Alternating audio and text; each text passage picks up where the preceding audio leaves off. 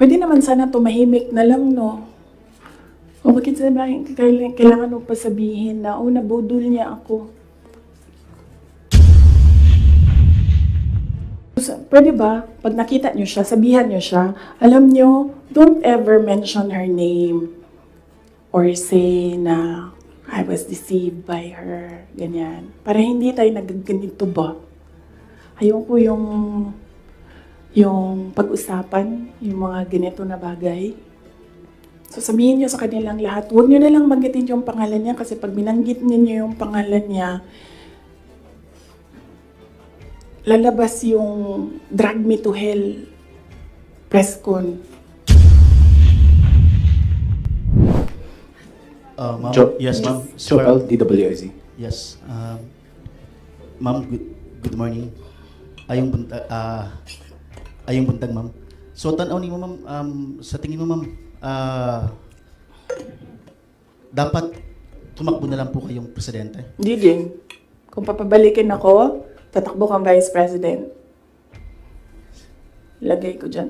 Drag me to hell. Ma'am Marlene po from Radyo sa Estranta. Here po, ma'am. Yes, ma'am. Ma'am, having said na hindi mo kasalanan na hindi marunong maging presidente, yung nakaupo ngayon, ibig sabihin ba ma'am, hindi po kayo kontento sa trabaho po ni Pangulo? Kaya nga umalis ako, di ba, sa administration. Hindi ko na gusto yung mga naririnig ko dun. Hindi ko na gusto yung mga nakikita ko dun. Kayo, kung gusto nyo ng pera, natatakot kayo, kayo lang. Huwag nyo na ako isali. The reason why, noong 2016, ito, sidebar na lang ito, hindi ito kasali, lalo tayong tatagal nito. Huwag na yan. Sige. Ano? Ay, hindi. Hindi ko na gusto. Kung presidente nyo siya, okay lang. Ako, hanggang vice president lang ako. Hanggang number 2 lang itong bansa na ito. Wala itong number 1 para sa akin. Yes? Bea, Ma'am Borajo. Yes po. Hi ma'am, kanina po kasi sinabi nyo na, ma'am here. Yes. Kanina po kasi ma'am sinabi nyo po na hindi ka naman po inask ni VP Lenny para maging vice president niya. Did you somehow wish na sana inask ka na lang po niya na maging vice president niya to run alongside her? Hindi, ma'am. Uy, ginuukok og nidaog si Lenny. Gukdon, manggihapon na nila si PRD, di ba? Mag-ICC, gihapon na. Ay, samot na. Si Trillanes o si Lenny, magkauban man na sila. So, kung presidente si Lenny, ilahag hapon ng ICC. Alam niyo ba bakit hindi umuusad yung ICC? Kwento ko sa inyo next time. Masyado na kayong madaming material. Pwede na natin i-cut ito. Rad Mendoza. Ma'am, sorry po ma'am. Ma'am, may hanging question ako sa inyo the last time kasi ito yung tungkol dun, yun nga, you're referring nga yung tungkol doon sa tandem ninyo with the President, BBM. And do you think po ba may regret po ba din kayo? Kasi yung mga supporters ninyo were forced to vote for the President as tandem. Yun nga yung sinasabi ko before na kasi may mga supporters din si President Marcos sinasabi na budol din sila sa Nino? inyo. Budol ako. Oo, nabudol din daw kayo sa nabudol din sila sa inyo. Kasi parang gano'n sinasabi ng mga loyalista ni BBM na bumoto sa inyo as tandem. So, pwede na po ba masagot yun, ma'am, kung sa tingin niyo po ba bumaba yung pagbaba ng inyong suporta sa mga loyalista ni BBM ay parang enough po ba sa iyo na or does it matter po ba na bumaba yung suporta ng mga loyalista ni BBM sa inyo? Hindi ko alam kung ano yung nire-refer nila na nabudol ko sila.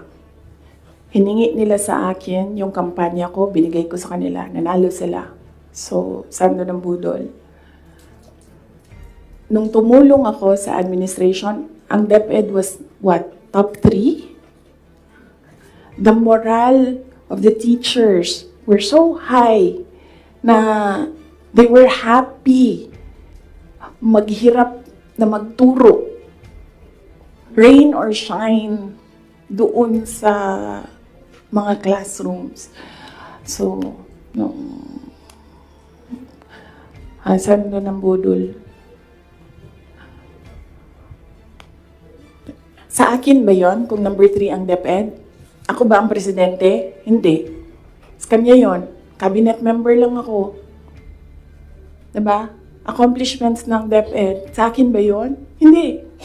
Sa bayan yon. Accomplishment yun ng president. So, budol. Ms. Aracel Garcia, Fuji TV. Hi, good Yes. no. Hello, ma'am. Yeah, during the time of your dad as president, he was not also having good terms with the Vice President Lenny, and now apparently parang naging ano na to, naging president yon on this administration as well. How do you feel about that? And my follow-up question would be, are you looking into running on 2028 as president? Okay. So, si PRD, in all fairness to the person, hindi yun nanggigipit ng tao. Hindi niya ginipit si Lenny Robredo. Tinanong ko, bakit 700 lang yung budget ninyo at the time? Kasi 700 lang talaga ang pinropose. Hindi natin alam anong rason. Yan yung sinabi ko doon sa budget hearing. Hindi siya nanggigipit. Sinuspend ba ni PRD o tinanggal sa pwesto mga politiko na kaibigan ni Lenny? Lahat ng mga tumatanggap sa kanya doon sa iba't ibang lugar, nasuspend ba yun? Nawalan ba ng budget? Wala naman. I don't remember anyone ever complaining na naalis sila sa pwesto kasi kaibigan nila si Lenny Robredo. Wala. So, hindi yan siya mahilig manggipit ng kalaban. Kung maalala niyo, kalaban niya sa politika. Hindi sa personal na buhay. Sa politika, si Speaker Nograles, never yon nagipit sa Davao City. Si Trillanes, yan. Mortal enemy niya si PRD. Si PRD thinks nothing of him. Pero, ginipit ba yun? Wala. Diba? Kita nga natin siya kung saan-saan. Kita nga siya sa kasamang Lance Mego, Diba? Newswatch Plus. Good morning, ma'am. Hello. Good morning. Yes, sir. Good morning po. So, since we're on the topic of the election, 2022 elections, recently po kasi nagkita si Pangulong Bongbong Marcos at si Vice President Robredo sa isang event sa Sorsogon. And may sinabi po si Pangulong Marcos na this may be a step for political reconciliation. How do you feel about this meeting and that statement? Wait lang ha. And the 2028 question, ma'am. Oo. Sa sunod na lang yan, ma'am. Ano ba yung sinabi ko na date? Kailan nga ba yun? Fourth quarter of 2026. Fourth quarter of 2026. So, kung mag-advise ako kay Lenny,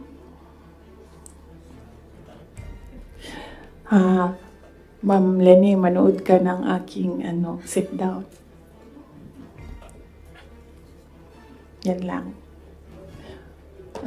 Wait, hindi ko na ituloy ito. Hello, Mahaba ba ito, good ma'am? morning po, Sir Edosman. Madam Vice President. Ang papa niyo po ang naggawa ng desisyon against all Filipinos na may libing si Marcos Sr. sa libigan ng mga bayani. Ano na po ang nangyari ngayon? Nakalimutan na po ba ng nakaupo ngayon? Maraming salamat po. Hindi ko alam. Pero isang beses sinabihan ko talaga si Senator Amy. Sabi ko sa kanya, kung hindi kayo tumigil, huhukayin ko yung tatay ninyo.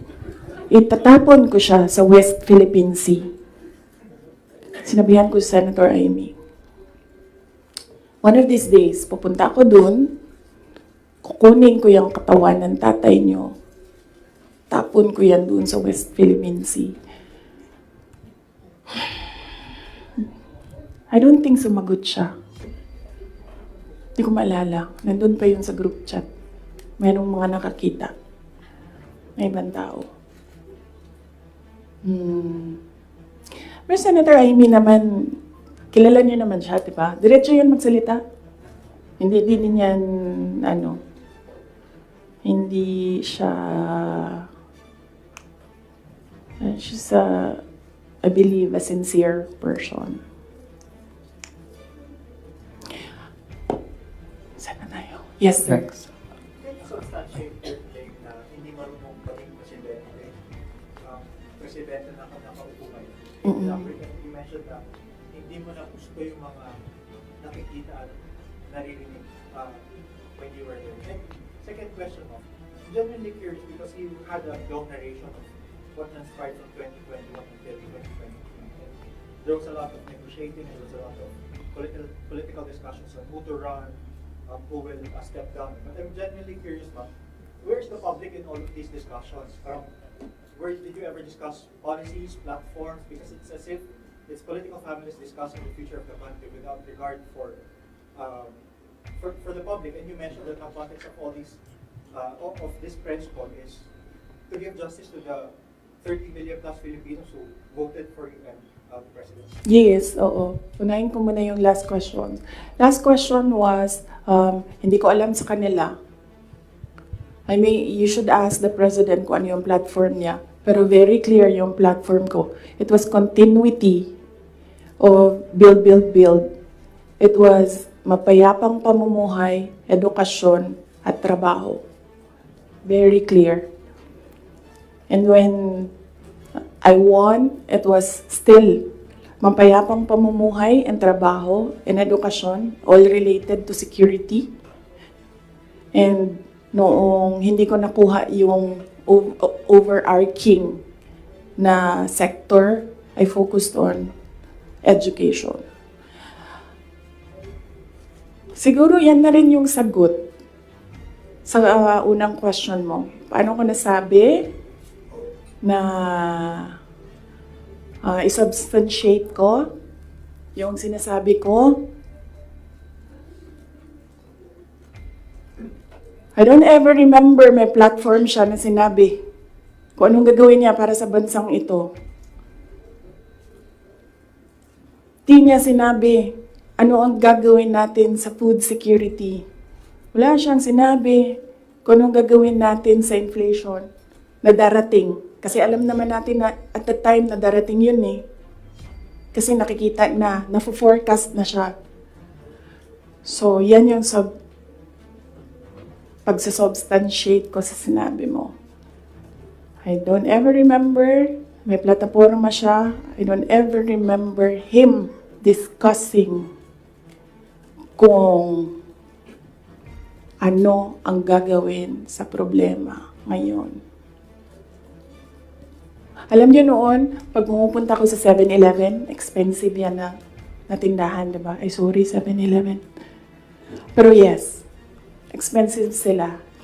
Kasi, ano sila, go-to. Mabilis ka makabili, nandun yung kailangan mo. 1,500 ko noon. Bili na ako ng corned beef, bili na ako ng tinapay, bili na ako ng kung ano-ano. Ngayon, ang 1,500 ko, tsokolate na lang ang mabili ko. Tsaka ice cream. Wala na ang corned beef, wala na ang tinapay. So, yes. Senator Marcos happened. Sinabi mo na itatapon yung Just a very quick follow-up. Oo. Did the conversation happen between you and Senator Amy na you mentioned natatapon Hindi yun? kasi conversation yun eh, group chat yun. Tapos, noong banat sila ng banat, sinabihan ko na talaga siya.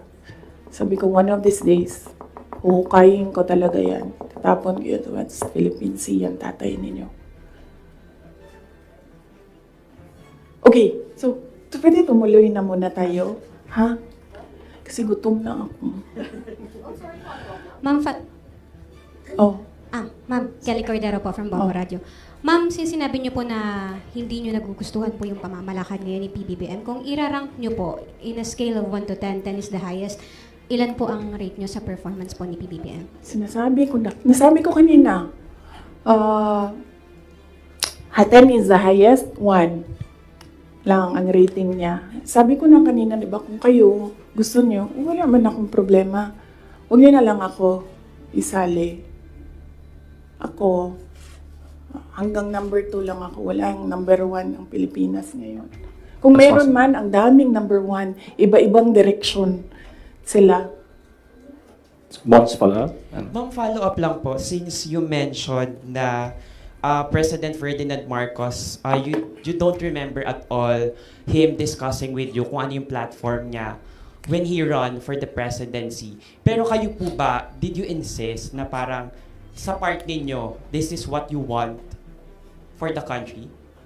As he's running? Oo. Sa kanya or sa tao? Sa kanya po. Nung nagdi-discuss kayo na dapat po may plataforma tayo. Kasi naman, di ba, ang expectation mo, pag tumakbo yung tao, meron siyang sinasabi na gagawin niya. And, pasensya na.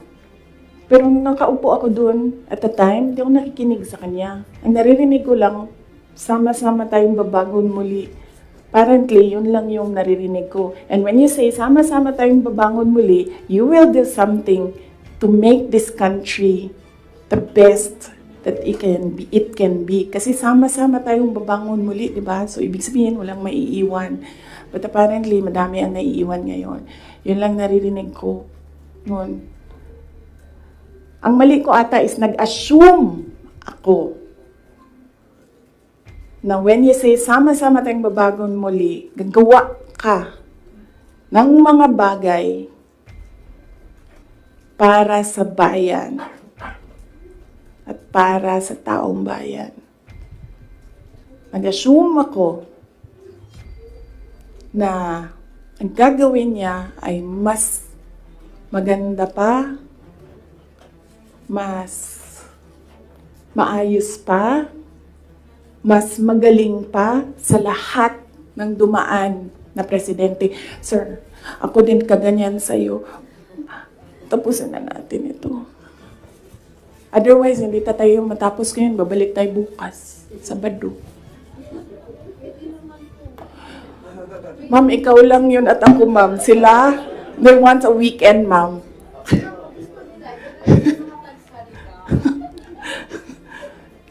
Wait lang. Yes, sir. Yes, sir. Yes.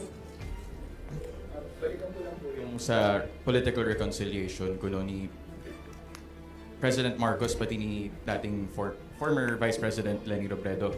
Hingin ko na lang po siguro yung assessment nyo na bilang, ayun nga po, tumakbo kayo kasi ginamit kayo para manalo laban kay Leni kasi nga natatalo na raw sila. So sa tingin nyo, bakit po kaya ngayon nakikipagkita? Bakit ngayon nagkakaroon ng movement towards political reconciliation habang nag-aaway kayo? Sabi, di ba, sinabi ko na yan ng budget hearing, ako na lang man isa na iiwan dito. Ako na lang isa na iwan dito. Nagsama-sama na ang mga dayuhan, huwag niyo akong tanungin about foreign policy. Mga dayuhan, mga NPA, mga smuggler, mga drug addict, ang mga yellow, liberal, at sino yung isa? Administration. Sama-sama na yan sila lahat.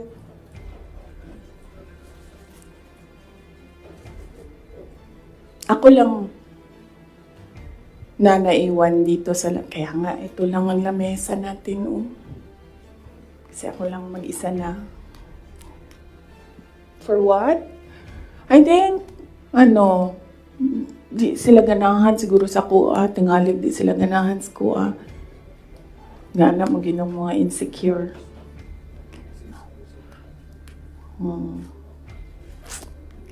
So, ang tagline ng OVP is para sa Diyos, bayan, at bawat pamilyang Pilipino. Hindi na po ngayon. Starting today, ang tagline ng OVP is, Drag me to hell. Sasaki-san, Kuroyis. Tama na. Tutuloy ko pa yung aking ano. May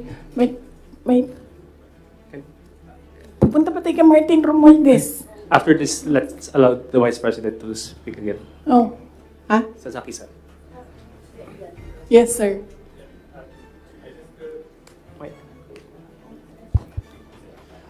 I just wish to have a question.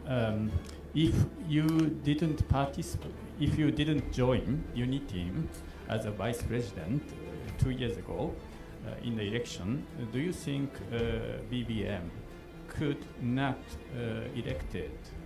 And do you think that was better without for people of the Philippines? And also, do you feel your contribution was underestimated or ignored by the administration? Contribution to the campaign, to the election. Okay. If I did not run, would he have won? I do not know. I've not seen his numbers without my number, but I'm sure their side has seen his numbers against Leni Robredo with and without Sara Duterte. So, I've not seen it. I wouldn't. Maybe I think they know that they will not win because that was what Senator Aimee said. We cannot win against Leni Robredo without Visayas and Mindanao. Yes. The other one is, the other question is, Do you think if you didn't agree to be in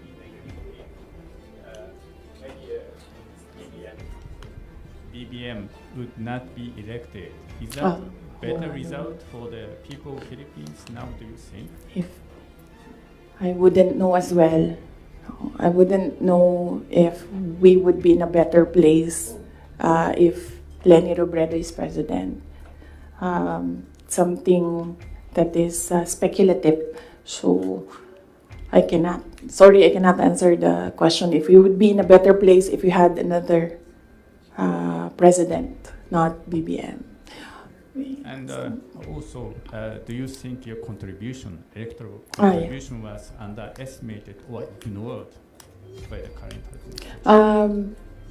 Yes, I believe so because we are here today because he said he was deceived. So yes, I believe yes, and they've been saying that in their communications that. In fact, ayaw ko i-mention ang pangalan niya. So I'll just mention his initials, LG. Yan ang sinasabi niya. She did not bring anything to the table. When in fact, I am here sitting down today to tell everyone they needed me. I don't need them. So, sabi ko kanina sidebar, hahaba yung 2016, balik tayo 2016. Kanina, 2021 lang tayo ngayon. Balik tayo 2016.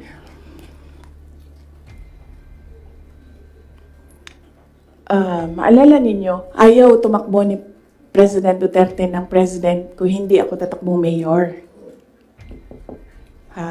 Paulit-ulit niya yan sinasabi, hindi ako tatakbo kasi si Inday Sara ayaw niya tumakbong mayor. Because humindi na ako sa politika noong 2013. Sabi nila, tumakbo kang congressman. And I've never liked legislation. I'm better at execution. So, sabi ko, no, hindi ako tatakbong congressman. I'd rather work sa law office. So 2016, sabi ko, no, I'm done. Bahala kayo kung ano yung gusto nyo. But he said na, no, I cannot run kasi ayaw ni Inday Sara tumakbo. Ayaw ni Inday Sara tumakbo ng mayor. And then, pinilit ako ni BG, said some things, pinatawad ko na siya ngayon. He said some things doon sa akin that I said, okay, sige. Kung yan ang gusto ni PRD, tatakbo akong mayor. You know the reason why ayaw niya ng ibang tao? Ako lang ang gusto niya. Because I don't take bullshit from anyone. Even President Duterte. That is the reason why. So, I will not take their bullshit. Bullshit sila. Sila ang bullshit. Bullshit, bullshit, bullshit. May I request the parents to give context doon sa sinasabi ng Vice President. Alam ko, nakikita, naririnig ng mga bata, pero bigyan nyo na lang ng konteksto na sometimes people curse.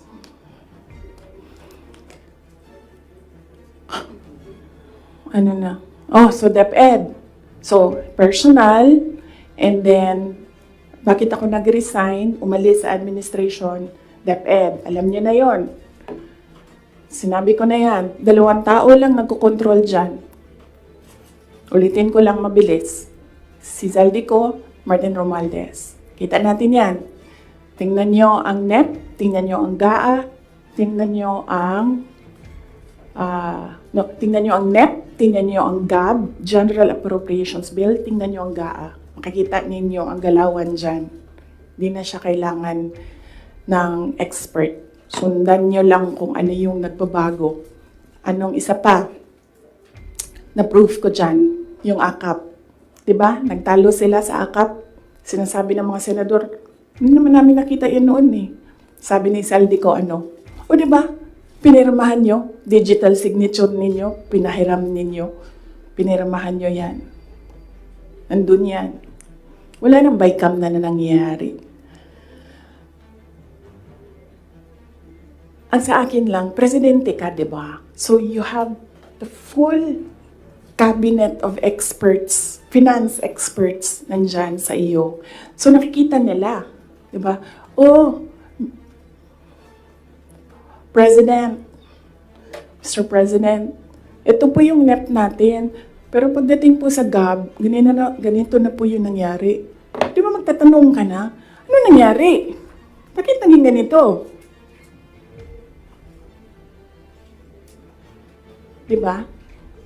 O ako lang ba yun? Well, kung ako yun, ganun. Ano nangyari? Bakit na ganito na ang GAB? Pagdating ng Senate, ano nangyari? Tingnan nyo. Bakit ganito na? Pagdating ng BICAM, di ba? Merong daming insertions doon. Walang paper trail and then suddenly sa BICAM nandoon na. Uy, di ba magtatanong ka? Bakit ganito? Ano nang ginagawa sa budget? Well, hindi ko nakita yun Hindi ko lang alam kung alam niya. But there is an expectation that alam mo kasi ikaw ang nag-submit ng NEP and nakita mo kung anong lumabas sa GAA. So there is an expectation na alam mo kung anong nangyayari sa budget. So, merong president na, okay, ito yung NEP. Then, after a few months, okay, ito yung GAA. Yung wondering kung alam niya kung ano nasa page 2.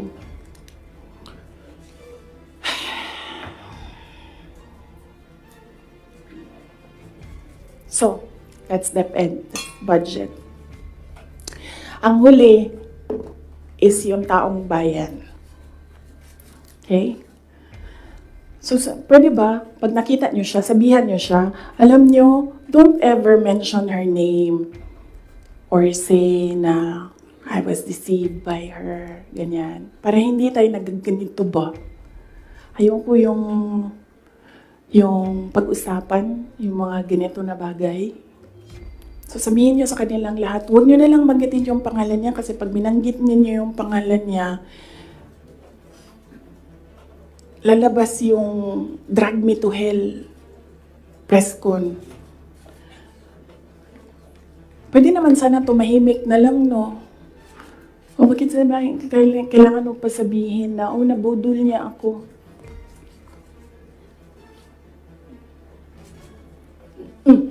So, taong bayan.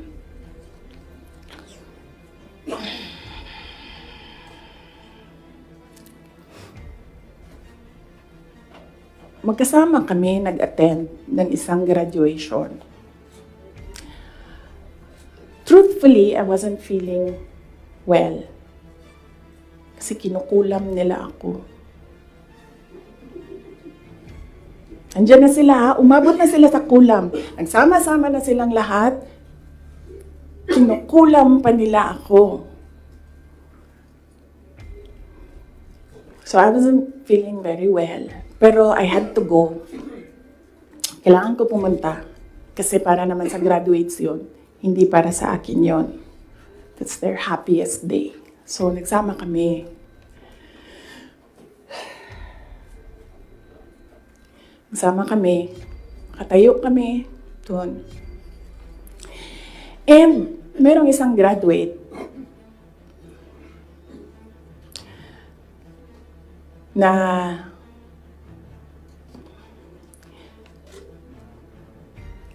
alam nyo, para sa akin, there was some sort of inappropriateness sa ginawa ng bata. Pero bata ito eh. So ikaw din, meron ka din dapat sana sigurong pag-intindi kung saan nanggagaling yung bata. And ang reaction mo, ang response mo, should be so that the child will learn a lesson. So, meron isang graduate. Sabi nung graduate, Mr. President, can I have your watch as a graduation gift?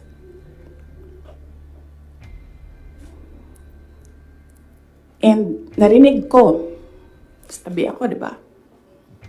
Narinig nung katabi ko. Narinig nung katabi ng katabi ko. But apparently, this guy, di niya alam kung ano isasagot niya. So, ang ginawa niya, pinaulit niya sa bata. What did you say? So, this time, syempre bata, hindi niya alam ba saan yung inulit ng bata, louder this time. Mr. President, can I have your watch as a graduation gift? Nasagot niya. Why? Why will I give you my watch? At that point, may sakit na ako. I wasn't feeling very well. Nandun lang ako, nakakatayo ako doon kasi may gamot ako. Gusto ko tanggalin yung ulo niya ba?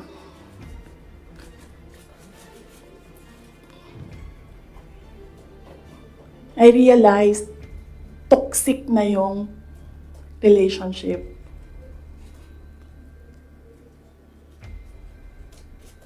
And it did not help na itong dalawang katabi ko, tumawa pa. Pinagtawanan pa nila yung bata. And I saw the humiliation sa face ng bata. I wanted to help him. Gusto ko sabihin sa kanya, itong relo ko na lang, relo ito ng Vice President, ito relo ng Presidente, pero I hope this will do. And then I realized na baka mas lalong mapahiya yung bata if I do that. So I just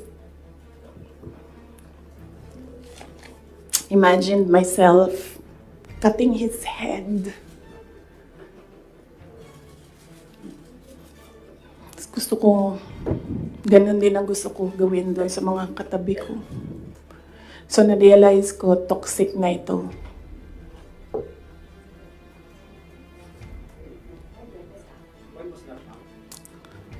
One of the graduation, hanapin niyo yung footage, makikita niyo doon yung mukha ko. Tsaka mukha niya. I-lip read niyo yung sinasabi niya. Why? Hanapin niyo yung footage, ma'am. Magtrabaho kayo konti, mag-research kayo.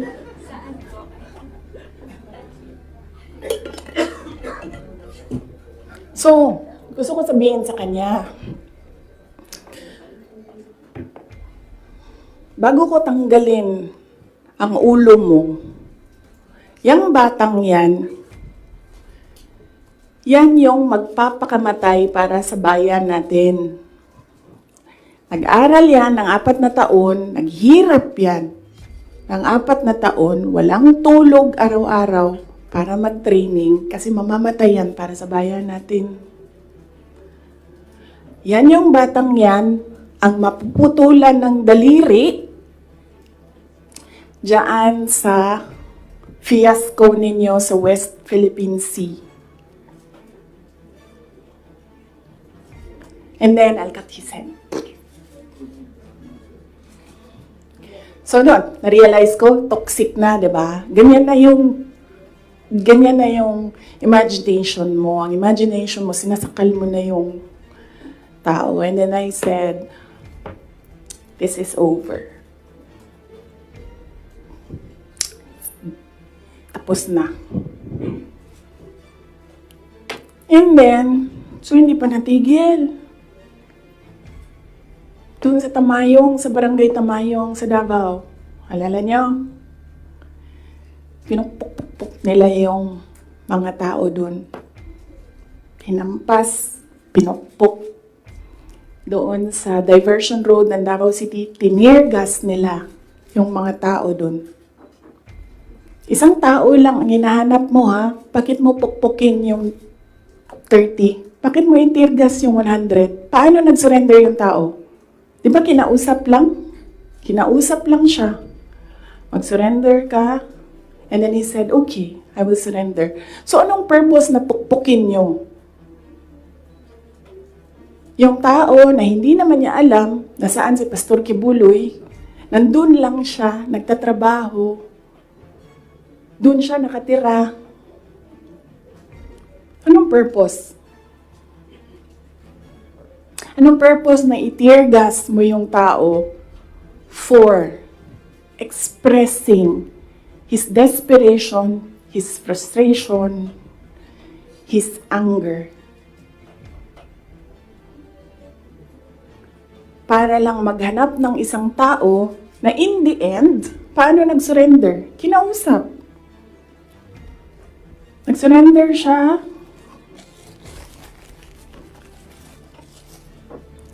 Kinausap siya. Walang napukpok, walang natirgas, walang nasaktan. And then, kailangan nyo talaga ganunin ang mga tao. And then I said, it's all over. So, umupo ako with the table ko sa DepEd at the time. And then sabi ko, sarili ko, okay, let's go to hell.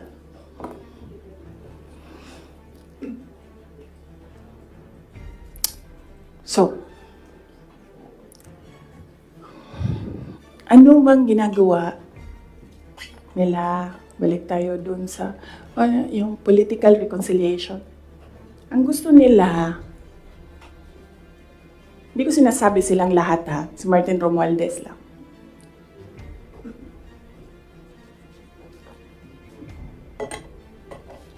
Ang gusto ni Martin Romualdez, mag-president. Nakita ko yan. sa kanyang mata noong ilang oras na tayo? 1 hour and 31 minutes na yun nandito.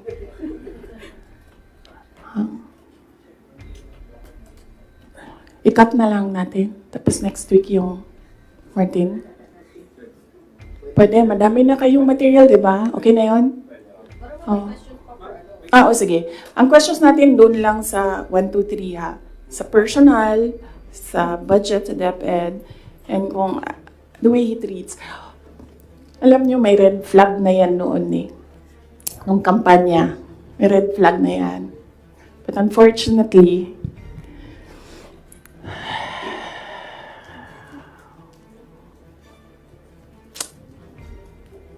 hindi ko naisip na ganun kalala yung insincerity. Nangangampanya kami. So pag nangampanya ka, meron talaga yan. Natural yan na magdala ng papel. Ganito. Pag ikaw politiko ka, alam mo na yan. May magdadala yan ng papel. Sometimes, ganito, naka-envelope. Sometimes, folded paper maliit. Iba-ibang, So, daming tao. May isang matandang babae. Dala siya. Tiningnan niya. Ayaw niya tanggapin. Ayaw niya kunin yung papel. So, ang ginawa ko, para that person will not feel bad, sabi ko, ako na lang. Ginawa ko. Mabilis lang kasi yun. Diba? Kasi, motorcade. So, mabilis yan. Pag ganon, gumanon, ginanon, ako na lang. Tapos, tinanong ko, may number? Sabi niya, meron. Pag politiko ka, alam mo na yan dapat, diba? So, doon sa truck, binasa ko. 1 page lang naman, binasa ko. Simple. Request of 5,000 pesos for livelihood. Tumingin siya sa akin. Sabi ko, ako nang bahala nito. Maliit lang na bagay ito. Ako na. Sabi niya, okay, sige. Yan lang.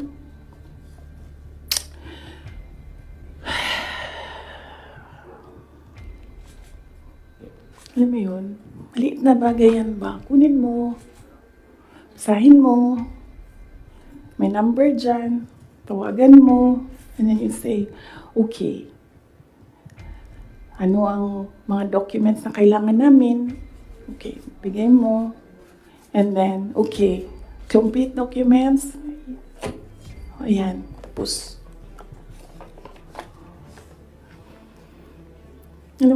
for some people, wala lang yung 5,000. But for other people, 5,000 is everything.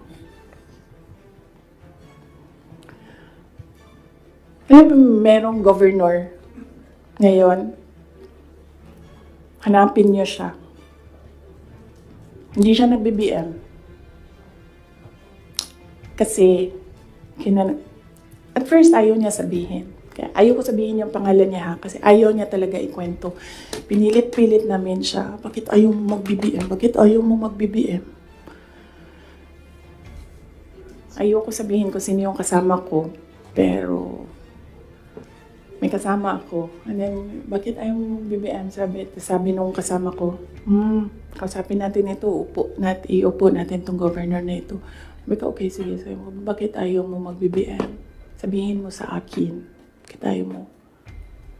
Ganon din ang kwento ng governor. May ibang version lang, konti. Hindi straightforward na ganon. Ang kwento ng governor, siya nakita ko with my own 2 eyes kasi ako yung nag-i-escort sa kanya. And for that reason, hindi ako mag-BBM. okay na. Sabi ko sa kanya, okay, di na magsara ka na lang. Sabi niya, sige, ikaw walang problema.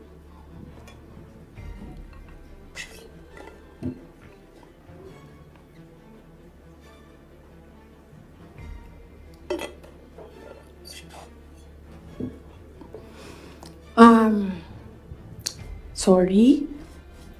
Nag-sorry ako sa mga members ng Kingdom of Jesus Christ. Kasi I asked them to support President Marcos during the elections. And individually, kapag merong lumalapit, nagsasabi na, we are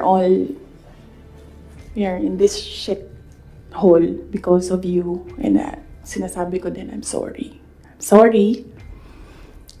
I'm sorry, but sabi ko sa kanya, kung bigyan ako ng Diyos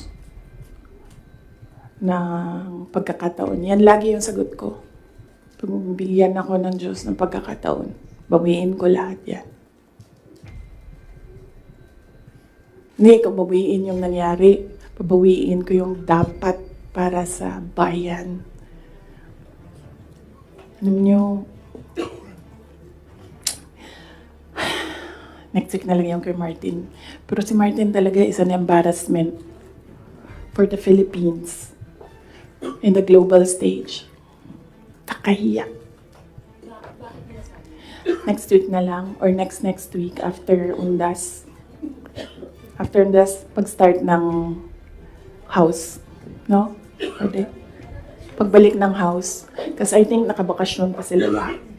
Ma'am, question lang. Ma'am, nag-campaign kayo ni PBBM together, ilang buwan din po yun, magkakasama kayo araw-araw, almost araw-araw, and then syempre naging member kayo ng cabinet. Bakit po hindi kayo naging magkaibigan despite yung matagal na pagkakasama po ninyo?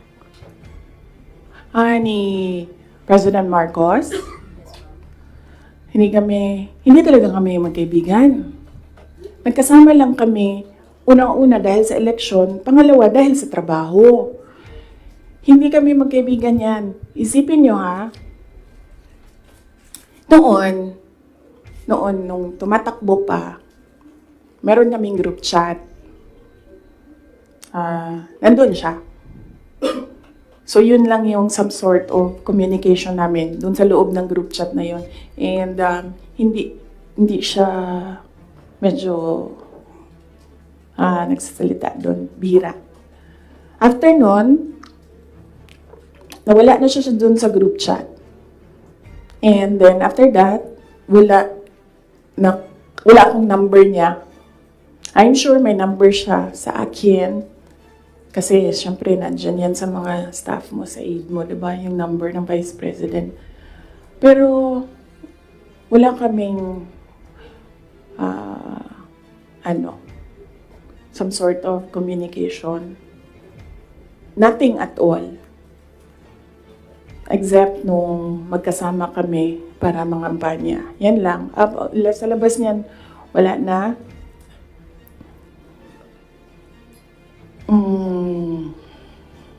Nagkakausap lang kami dahil sa trabaho. And hindi naman lahat ng katrabaho natin, kaibigan natin, di ba? Nandun lang tayo kasi meron tayong kailangan gawin para sa kumpanya, para sa organisasyon. In our case, nandun kami kasi may kailangan kaming gawin para gumanda, gumaling, maging sustainable yung Pilipinas. So, yun lang yun. Dati naiimbita ako sa kanilang bahay dyan sa Malacanang, Bahay Pangulo. Dati naiimbita ako sa Bahay Pangulo. Pero I was just tolerated. Kasi may gamit naman ako. Alam mo yun? I'm useful to them. So I was just tolerated. And alam ko naman yun. But wala naman problema sa akin yon. So as long as I can do my job sa DepEd, tsaka sa Office of the Vice President,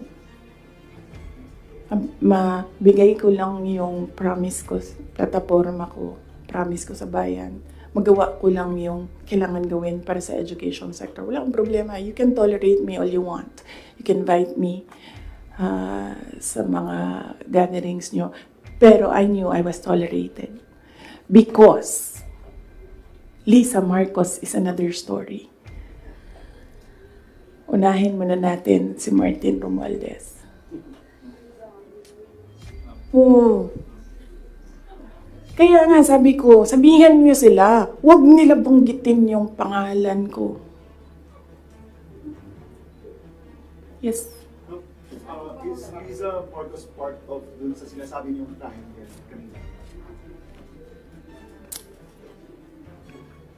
Yes. Oo. Oh, anong purpose ni Inday Sara? Ang magagawa ko sa bayan, I will call bullshit as it comes. Yan ang magagawa ko para sa inyo. Kung bullshit siya, sasabihin ko sa inyo, bullshit talaga yan. And, yes, as I said, huwag kayo mag-alala sa akin. Hindi ko kailangan ng pera. Kaya hindi ako madadala sa pera. Kasi, ang pinakagusto ko sa buhay ko, hindi siya nabibili ng pera. So kahit man meron akong 500 billion sa likod ko, hindi pa rin mabibili yung gusto ko. So hindi ko siya kailangan. And hindi ako takot.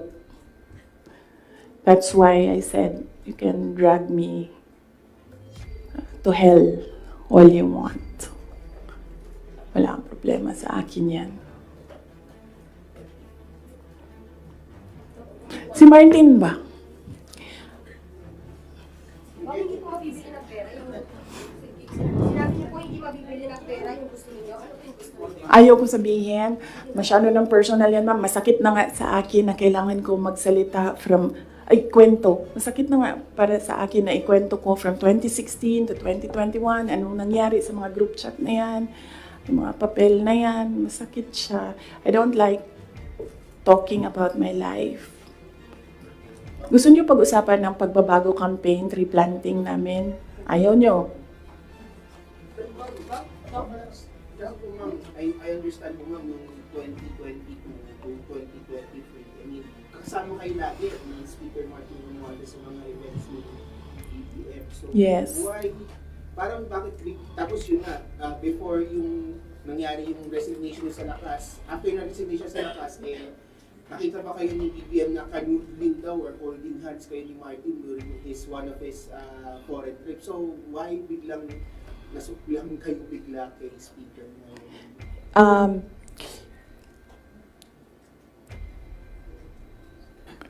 At the time, na-ambush niya ako ni Martin. Tingnan mo yung footage. Di ba nakaganyan yung kamay ko? Kasi hinihila ko yung kamay ko. Hindi ko naman siya mahila pag ninaganyan, di ba? Nilalagyan ko ng force kasi hinihila ko. Hinihila din niya. So, naisip ko, okay, fine. Huwag na natin bigyan ng sakit ng ulo ang presidente kasi ang dami niyang kailangan gawin para sa bayan. Apparently, wala. Pero, at the time, huwag na natin, for me, sabi ko, okay, sige. Ayoko maging headache sa ibang tao. Ayoko maging pabigat sa ibang tao. Ayoko na maabala ang ibang tao dahil sa akin. So, at the time, although, hinihila ko yung half-hearted din yun na ginaganon niya. So, okay. Sige. May red flag din yan si Martin eh. Magkatabi kami niyan sa airplane nung kampanya. May sinabi ako sa kanya, may sagot siya sa akin. Pero yes, imagine niyo, meron tayong speaker na on record on paper in another country na tumanggap ng suhol. Kaya, Ma'am, can you elaborate lang po yung speaker on record na tumanggap ng ay, kailan ba yung speaker part? Kailan yung Martin Romualdez part? After November? After opening ng House, yes. Let's talk about ng confidential funds ng House. Regarding po sa DepEd and the OVP's confidential funds. Ma'am, kasi Ay, po, yes, as I said, antayin natin yung next hearing ng House, Good Governance. Masyado pa kasing, masyadong maaga sagutin sila. Walang lumalabas eh. Gusto ko lumabas so that pwede akong magsalita. Wala. Kahapon, wala naman. lawmakers were questioning about the... Yes. Ang position ko dyan, sa DepEd, hindi na ako nakikipag-usap sa kanila doon. Sabi ko, okay, nang bahala ko anong gusto nyo gawin dyan. Pero dito sa Office of the Vice President, sinasabihan ko yung mga tao na kapangalan, kung ano yung gusto mong gawin, yun ang susuportahan ko. Kung ayaw mo umattend, susuportahan kita. Kung gusto mo umattend, susuportahan kita.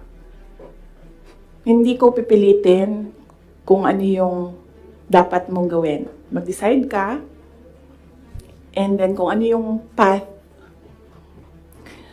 if you decide on the path that you will take, I will support you on that. So, hindi pa kami nagkausap nung merong mga subpoena, hindi pa kami nagkausap kung ano yung gusto nilang gagawin.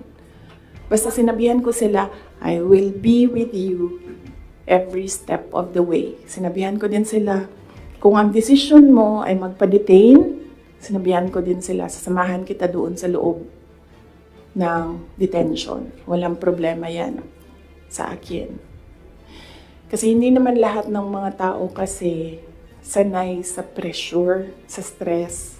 Hindi sila sanay sa mga ganyan na ilalagay ka sa national TV, papahiyain ka. Hindi lahat ng tao nakakapag-isip ka agad kung anong gagawin, kung anong sasabihin. So, some of them really are saying na magpa-detain na lang ako. And then, sabi ko sa kanila na, okay, walang problema yan. Samahan ko kayo sa detention.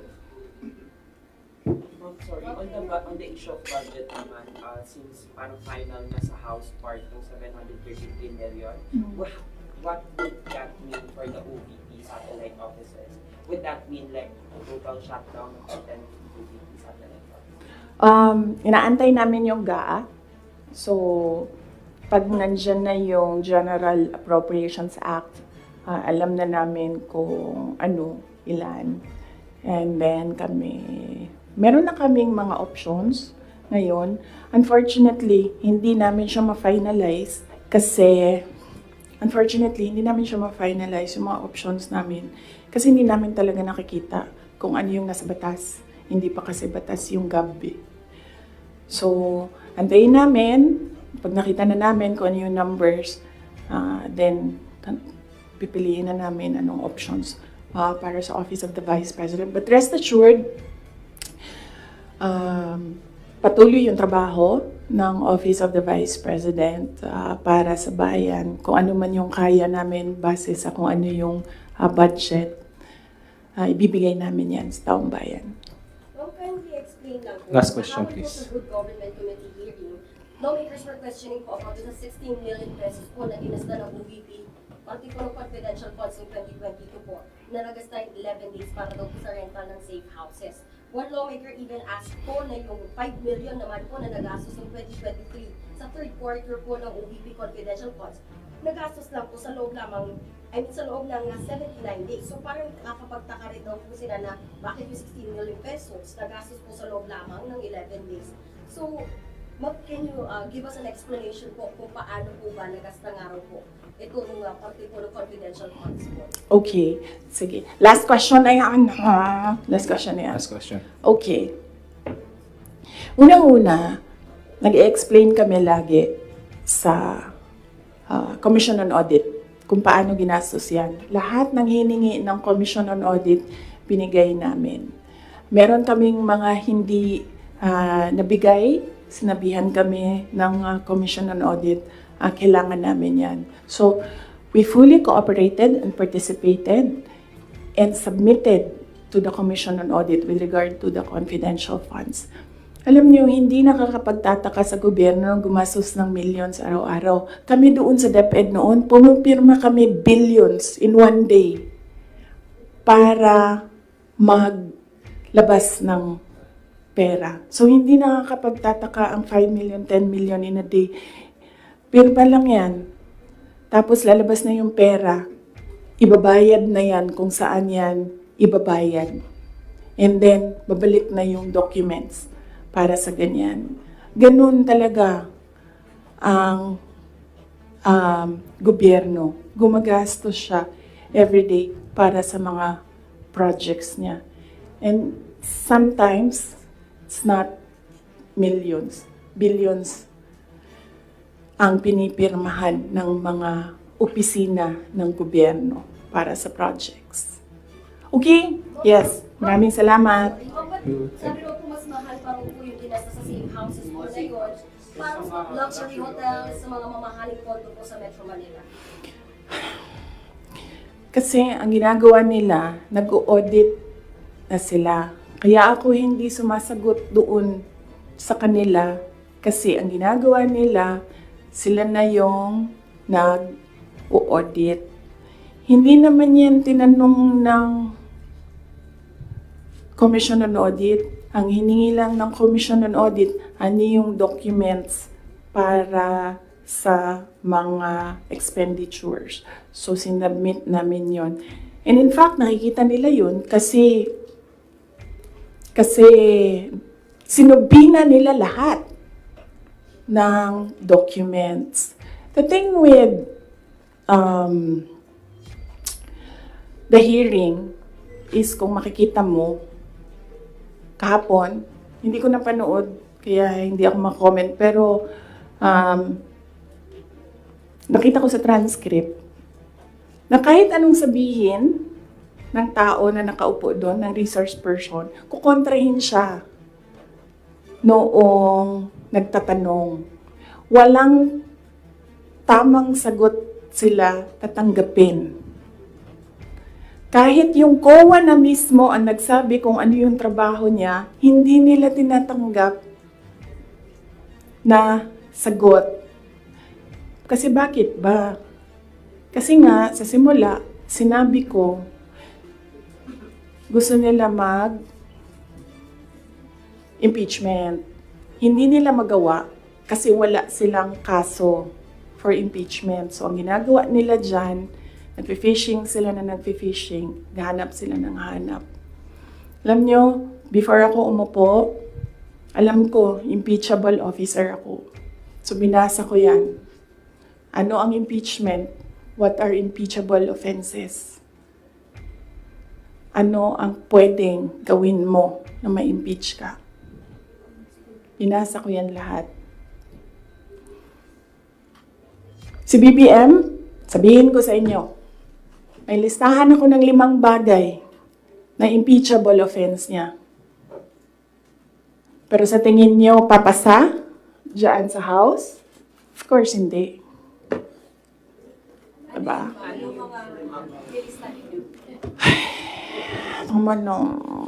Last question. Hindi ba kayo napapagod? I mean, Last question. grabe ang energy ninyo. Hindi. DepEd official,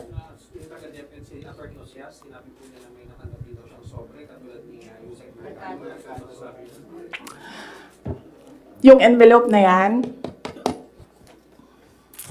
kaya ako sinasabi kanina, antayin natin yung next hearing. Kasi hindi pa siya enough eh. Ang gusto nila kasing palabasin sa mga tao, yung envelope na yan, galing sa, yung pera na yan, galing sa confidential funds. Yan yung gusto nilang i-portray sa public. Para yung perception ng tao, ay, hindi talaga ginamit para sa ano. Pero kasi, para sa akin, kulang pa siya. So, inaantay ko yung next hearing. Bago ko pag-usapan yung envelope na yan kasi kasama yan dun sa triangle. So, hindi pa po siya. Yes. No. Hindi yan sagot sa tanong mo. No, I will not answer questions anymore. Yung DepEd po, meron daw po... Yes. Marian. Thank you. Thank you. Thank you. Meron daw pinasang certification ng DepEd na galing sa mga soldiers na pinapalabas na yun sa youth Leadership. Totoo ba yun, ma'am? Ginamit ko yung Hindi ginamit ang confidential funds sa AFP. Hindi din siya ginamit sa YLS. Ginamit siya supporting information doon sa mga areas kung saan may nakuha na reports na at risk ang mga bata. Walang binigay na CF sa AFP. Walang binigay na CF sa YLS. Yung YLS lang ang tinanong. Sinabi namin, ito yung areas at risk. Sabi na yung AFP, okay, gawa namin ng paraan. Based on information we gathered doon sa baba. Antayin natin yung next hearing, antayin natin kung ano yung sabihin doon, tapos isa-isahin natin siya. Okay.